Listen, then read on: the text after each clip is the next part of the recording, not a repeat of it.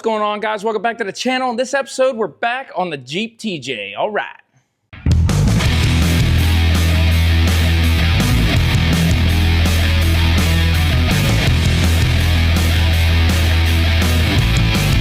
All right, so if you're new to the channel, I am Joby. This is the Naturalgearhead Garage. That is my 2002 Jeep TJ that has been in the family since brand new. It's running a little rough lately at startup sometimes. I think the plugs need changed. I don't know when they've been changed last. They could be original for all I know. I think this thing has almost 30,000 miles on it, and you're supposed to change the plugs every 30,000 miles, so it's probably due, but I'll walk you through the process on how to change plugs in your 4-liter Jeep TJ. I'll show you the plugs I'm going to use, some of the tools you'll need. Hopefully after this video, you'll have no problem changing them yourself, saving a little bit of money, and getting your Jeep back on the road. So just real quick, we'll go over some of the tools I like to use. I like a magnetic tray, so I put all my bolts in there, and you don't lose them because they'll end up all over the place. Set it on the fender, it falls into a black hole somewhere and never to be found again. So I like that. Keep everything in order. A spark plug gap checker tool. This is the style that I have. The wire style works really good because you want to check your new plugs for the proper gap. They should come pre-gap, but not all of them do, so it's always good to check it. And you might want to check the gap on your old plugs just to see how worn out they already are. I'm using an electric ratchet. You don't have to have this. It really does help, but you don't have to have it. You can use a regular ratchet. Makes it a little quicker with the electric ratchet. A 10-inch extension, a 1/2-inch socket. It doesn't have to be a deep well. It can be a short well, whatever you like. It's just what I grabbed. Spark plug socket, 5/8 version. This, again, swivel style. Don't need the swivel style. Does help a lot, especially on different vehicles. Nice to have, but you can use a regular. You can use a regular 5/8 deep well socket. Don't have to be a spark plug socket. Spark plug sockets are nice because they have the rubber inside. So whenever you take the plug out and pull it out, it doesn't fall into the abyss that we were talking about earlier. And it doesn't break the spark plug in case you need to reuse them. So these are nice.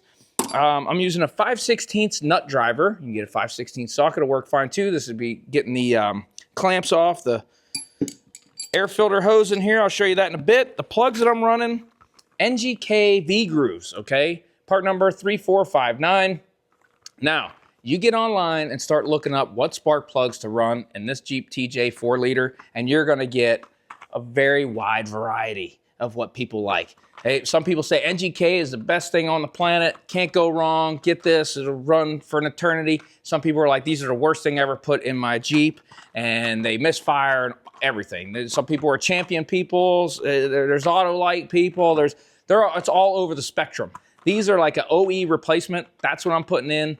They'll last probably 30,000 miles. The Jeep might not even last 30,000 miles. If you've seen it in previous videos, it's rusted pretty bad. It might be dust in 30,000 miles, but this is what I'm going with. Use your best judgment. You can get the double platinums and the iridiums and whatever you want. These are just like a copper core style. They're gonna work perfect for what we're doing here. They're cheap, I'm cheap. Hey, that's what works out for me. So that's what I'm going with. All right, next step, get the hood up on this thing and we'll start tearing into it, kind of go over the process and get you back out there on the road. Towel up here on the windshield just to kind of protect the paint on the hood, and gently raise it all the way up and over and let it lay right on that towel. And you have plenty of room for activities in here. So now let's get in here and see exactly what we got to take apart. All right, so we're gonna take this clamp loose here. We're at the air box, and the clamp on the other side too at the throttle body. Also this hose, vent hose for the valve cover, just disconnect that, slide it out of the way. These are the 5/16 we were talking about earlier. I'll get those loosened up real quick. Now that those are loosened up, just pull the hose loose, and then I just rotate this out of the way, because this is the side the spark plugs are on. That's what we need to access. Give us a lot more room, and it keeps your throttle body covered up so nothing drops down in there, because that would be bad. Let's move over to this side, and I'll show you what's going on. So on this side of the engine, under here is where your plugs are, okay, under this rail here. So you got a bolt here, and a couple in the back. There's 4 altogether. I use a 1/2-inch socket to take these loose. Whole rail will come off with the spark plug boots intact, attached to this, and it will just come out, and we'll just kind of slide out of the way to access the spark plugs. Let me get these bolts out, and we'll pull this out of the way. All right, we got all 4 bolts out of there, so you just grab this rail, kind of wiggle it, pull it straight out, and that'll get the spark plugs loose from the boots. I just kind of pull it back a little bit and lay it out of the way best you can like this. and don't disconnect that. Now you can see all the spark plugs right down there in the respective places. So 1 to 6 all the way to the back. So I'm going to start pulling from the front and work my way back.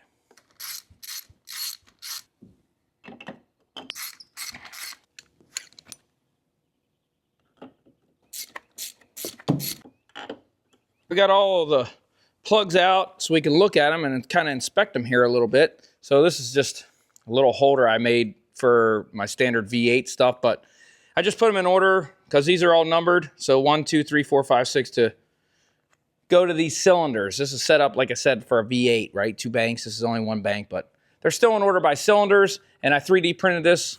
And the 3D printing stuff is a lot of fun and you can make some useful tools. But if you look at these plugs, they look like the gaps are ginormous. It looks like it's burning well. This one right here, I don't know if you can tell or not because the focusing. That electrode is like worn. These are bad, is what I'm saying. These are definitely bad. But we're going to check the gaps and see how bad they are. If you're not sure about the gap on your Jeep, there's a sticker right here on the bottom of your hood, and it'll tell you exactly. Mine says spark plugs, tells you a part number, 35 thousandths gap. So if you have a Jeep TJ 4 liter, it's probably the same. If not, go ahead and verify on that sticker and it'll let you know. So let's measure these and see, because these look huge. 35 thousandths is that one right there. So let's go in and see kind of where we're at. Oh my goodness. Yeah, so this is the 35 thousandths and that should be nice and tight in there. And if you can see that, that is not even close. So I'm not real sure how this thing was even running, how that was making spark. Let's see what the gap.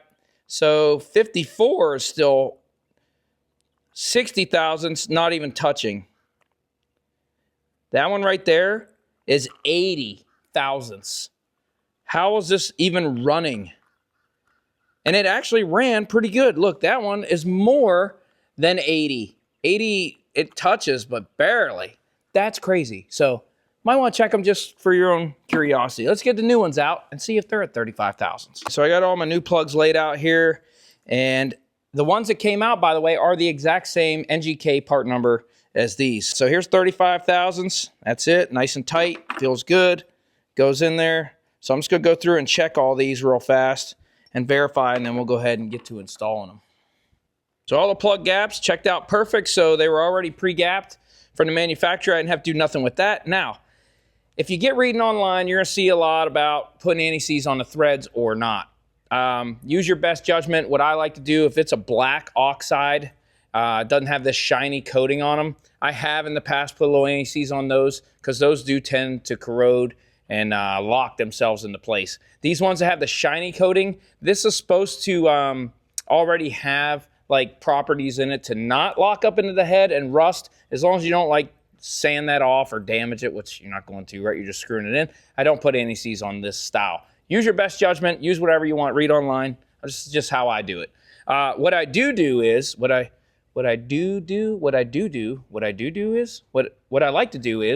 little dielectric grease on the very end of this, because I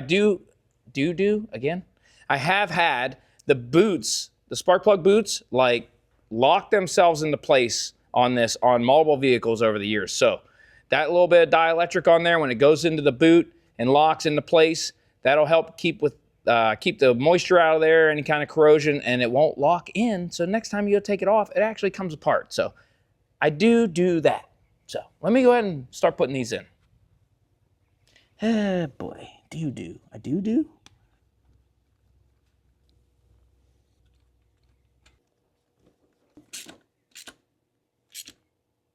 The plugs are all in and tight. I start them all by hand, and then I just snug them up with a ratchet. You can torque them if you want. I think, you look it up. Again, do your due diligence. Look it up. I think it's around 27 foot-pounds, but don't quote me on that. Go ahead and look it up. If you're wanting to put a torque wrench on them, I always just start them by hand and run them down. That way you know they're not cross-threaded, and then I just snug them up with a ratchet. You don't want to just crank them, right? So they're not very tight. They just need to be snugged in there. But use your best judgment on how you want to do it. All my dielectric is on the ends of them and ready to go. So now we'll just take this rail, line up our boots, pop it into place. Key is making sure that these boots are lined up on all your plugs, and they're kind of a pain to see. This is where your headlamp or flashlight or whatever might come into good use. So just line them all up. They'll just drop right into place. And that's it. Usually just kind of go down the line, pushing them, make sure they're completely seated. Kind of give it a little wiggle, make me feel good. Nice.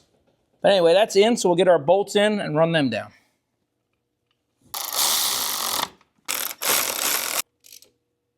Okay, last one. So I like to give it just the old 3-finger torque, just to snug it up like that. You don't want to be out here cranking on it because you're going to end up busting stuff, spark plugs, whatever you're hooked to, and you're cranking on this. So I just give it the old 3-finger, snug, done. All right, we're all dialed in on that, ready to go. So we'll start putting the rest of this back together real fast. Swing our intake tube around, snug it up, hook up your valve cover vent, and lastly, the throttle body clamp. Okay, everything's nice and snug. Fire this thing up, see what it sounds like. All right, let's fire this thing up. You should be able to just breathe on the key and she should light off. Now, the way that plug gap was on the old plugs compared to the new guys, whew. All right, let's see. Oh yeah, she fired right up. Sounds good. Hopefully it'll solve that intermittent miss. I don't know how it ran at all with that big of a gap. It was almost 3 times the size of the gap it was supposed to be, which is crazy that it was still running. Oh yeah, it definitely feels crispier when you just kind of, oh yeah, it's definitely crispier. Nice. Let me close the hood on this thing. All right, this baby is ready for the road, and I hope yours is ready to go also. If you're looking to tackle this job on your own and you had, a little bit of doubts about it, I hope after this video it gave you the self-confidence to get in there, turn them wrenches yourself, save you a little bit of money so you don't have to go pay the mechanic down the road that might be a good mechanic, might not be a good mechanic. If you take your car to mechanics, there's some not so good ones out there, kind of waste your money. This way, you're doing it yourself, the job's done right, gives you that self-gratification, and the thing is ready for the road, and you can pull the top off, get the sun in your hair, go down to the beach, take it on the trail. I don't know where you're going. I don't know where you're taking your Jeep, get down to the swamps. I mean, I don't know. Go out and enjoy it. But it's going to be reliable, and that fix is a good fix. If you're having problems with your spark plugs, you're good for another 30,000 miles. If you got the iridiums or the double platinums or whatever, you're good for, who knows, 100,000 miles. I don't know. Whatever it tells you on the thing. They go forever, I guess. But I went with the regular 30,000 mile variety because it's cheap, and so am I. So it is what it is. So if you like this content, consider subscribing to the channel. It really does help. And like, share with your friends, all those kind of things. And we'll see you in the next video.